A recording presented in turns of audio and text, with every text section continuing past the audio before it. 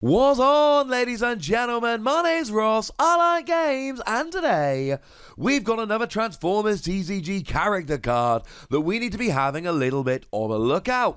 It is the lovely Mindwipe, and it has been revealed by the lovely Jamie Madison. He of Powered by Primus over on YouTube, and by now you should know my deal with this. Let's make sure we give him some love, let's make sure we click his video and share it around, and just give love to the people doing reveals. And then in future, the people doing reveals will continue to do awesome reveals. Transformers will continue giving these awesome people awesome reveals to do. And we can all sit and enjoy having lots of lovely cards to talk about. That sounds like fun to me. That sounds like fun. So starting off with Mindwipe then, we've got a 9-star character. We have got a head. We'll get to that in a moment. And the traits worry me a bit. Now, in body mode, you are a melee character. That's lovely, etc.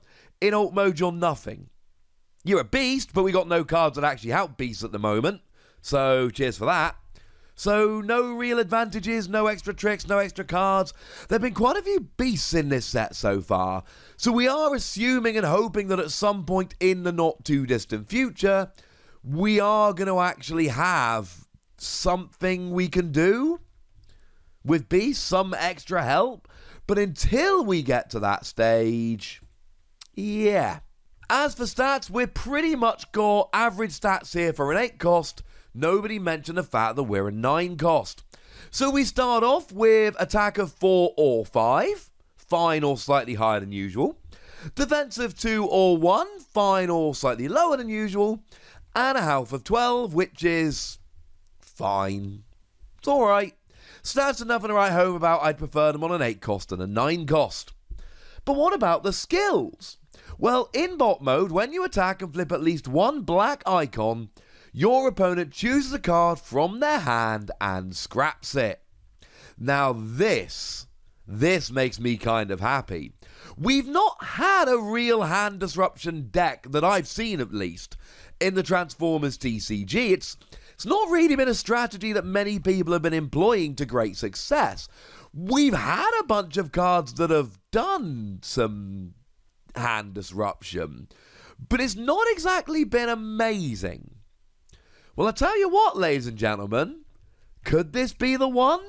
Now, of course, it is when you flip a black icon, so, I mean, firstly, it's only once every time this character attacks, so let's not go crazy here, alright? This isn't going to be some kind of continual hand disruption. It is one card, hopefully, every time you attack with this character. Once per round of attacks, not actually an official term, but one that a lot of people understand. So that's awkward. Now, if your opponent cannot, because they have a 0-card hand, you draw a card, which is quite nice, but it's not something that we can really rely upon. So this is one of those, you know what? It's actually going to be best for hand disruption, for getting rid of your opponent's hand. And in that regard, it's all right. But we're going to need quite a lot of other stuff to go along with it. So, something like Dive Bomb. When you flip into bot mode, your opponent reveals a card at random from their hand. If it's an action, scraps it. Again, it's not a phenomenal option, but it's one of the better ones we've got. Certainly doing all of this after a computer sabotage. Your opponent chooses 3 cards in their hand and scraps the rest. Could be a good one. Or, if you're willing to hurt yourself as well, Fog of War. Each player chooses 2 cards in their hand and scraps the rest. Or indeed, draws up to 2 if they don't. And essentially what we're trying to do here is get our opponent down to a small hand size. And then start going for a little bit of hand disruption. And look, this will work better in some games than others, right? Because in Transformers, there's good and bad news. The good news for you is that we start with small hands in this game. We start with 4-card hands, and we only draw 1 every turn. It's not a game where we're really going to be sitting there with a huge hand size.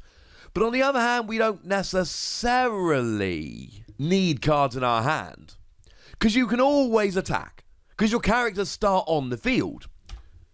And then, if you just put an upgrade or 2 onto the field, you can sometimes have a 0-card hand and do alright. I'm not saying you never need cards.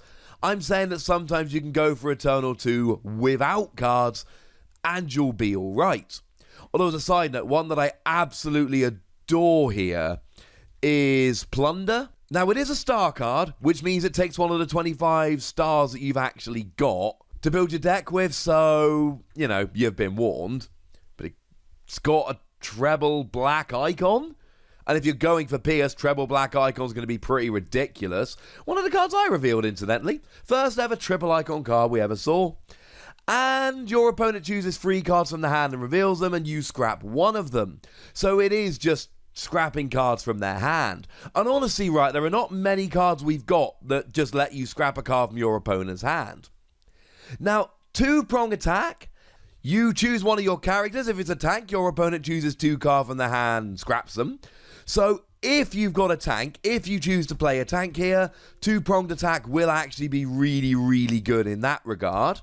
So, that's quite nice. We do have Rapid Ascent, that when you attach it to a ranged character, will force your opponent to scrap a card from their hand, and they get the choice. But there aren't many cards in this game that just make your opponent scrap. And then the other one is Sonic Scramble. Now again, your opponent has a choice with Sonic Scramble, but at least it's an automatic discard, doesn't have some silly condition attached to it. So let's say, for argument's sake, we take a look at Raider Caliburst.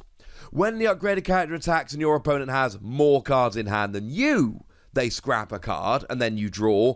But that's if your opponent's got more cards in hand, and if you're going for a proper hand disruption deck, they're probably not going to, so it becomes a little bit awkward.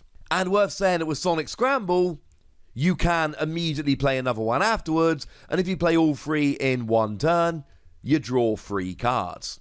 So there is a way to make a hand disruption deck here, but you'll notice it's not a tank for 2-pronged attack, and it's not a ranged character for Rapid Ascent. Fun, but I do worry it's not going to end up being quite good enough for that. Plus, this only works if you've got a black icon. Now going into alt mode, when you flip to this mode, choose a battle icon colour, look at your opponent's hand, and scrap a card from it that has a battle icon of that colour. So again, we're into hand disruption. I don't need to repeat all the things I just said about hand disruption and the options therefore. No, it's alright, but again, it is, you choose a battle icon colour, and then you might be able to scrap a card from your opponent's hand, but only if you've chosen well. And sometimes it'll be easy, because sometimes your opponent will be playing a hyper orange deck, so you choose orange and you can feel pretty good about your choice. Or your opponent will be playing a hyper blue deck and you'll feel pretty good about your choice. A lot of the time this is going to work, but it's not guaranteed. And essentially, Mindwipe stats aren't great. So all you've really got are the skills. So the rule is really quite simple. If you want to play a hand disruption deck, Mindwipe's a decent option. Because in theory, you flip to alt mode, you scrap a card, you attack in body mode, you scrap a card, and you've got a bit of hand disruption going on. The problem is, a lot of the best hand disruption cards we've got are things like 2-pronged attack, but you need to play a tank. Or Rapid Ascent, you need to play a ranged character. Maybe you find a couple of ranged tanks and that works out beautifully. But hey ho, Plunder is still a really good option, but it costs a star. Sonic Scramble is a really good option, but it's only got a green icon. Means you can get it, because if you flip it while battling, you can swap it with a card in your hand. But it means that it's not providing any orange icons for attack, or blue icons for defense, etc. That we don't have great options in terms of hand disruption, and that's a bit of a pain. We've got some, but you've been warned that they are rarely phenomenal. Now, we have got a head as well. I told you I'd show you a head, be mean if I didn't. It's Vorath, a 1-star head that gives you tough 1. And essentially, this is carrying on the theme we've seen from so many of the heads. What you've essentially got is a grab bag of whatever you want. Now, we have seen a head that gives you tough. It's Flintlock. It's a 4-star head that gives you tough 3. Now, clearly, tough 1 for 1 star is proportionally better than tough 3 for 4 stars, but it really depends what you're going for. If you really want to go tough, Flintlock's a better option, but you've got to dedicate 4 stars to it. Really is as simple as that. If you think you've got the space, wonderful, do it. If you don't think you've got the space, not so wonderful, don't do it. Simple as that, it really is. Now, in terms of the bot here, you've got 1 health and you've got 2 attack. And I'm sorry, but you've got 0 defense and 1 health. Is Tough 1 really going to help out very much? In what world is Tough 1 going to be the difference between a KO and not a KO on a bot that's got 1 health and 0 defense? Come on. No. The Tough 1 might as well not be there. The thing that terrifies me about Vorath is that if your opponent drops a zap, you're gone.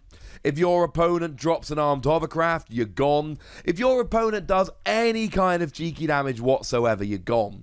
I have told you that when it comes to these heads, when they deploy as bots, you put the head on the body.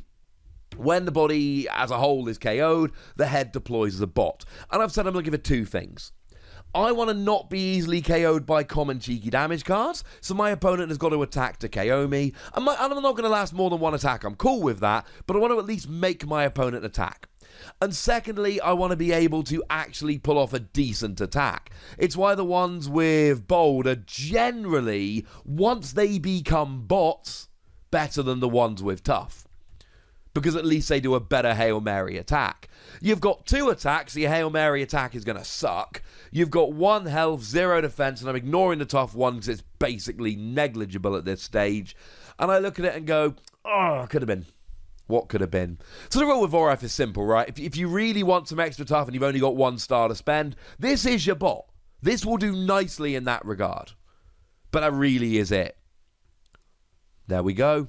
Alright, ladies and gentlemen, that's what I think about all this, but I'd like to know what you think about all this. So let me know your thoughts on Vorath and on Mindwipe in the comment section. Go nuts, be nice. And then make sure you like this video, subscribe to this channel, and follow me on Twitter @TheWassy, where we talk Transformers and a whole bunch of other games. And please do consider checking out patreon.com/PTCGradio, where you can support the channel, get some bonus pods, all that good stuff. But by far the most important thing as always, look after yourselves till next time, would ya? Thank you very much for watching. My name's Ross, and you've been watching Wassy Plays.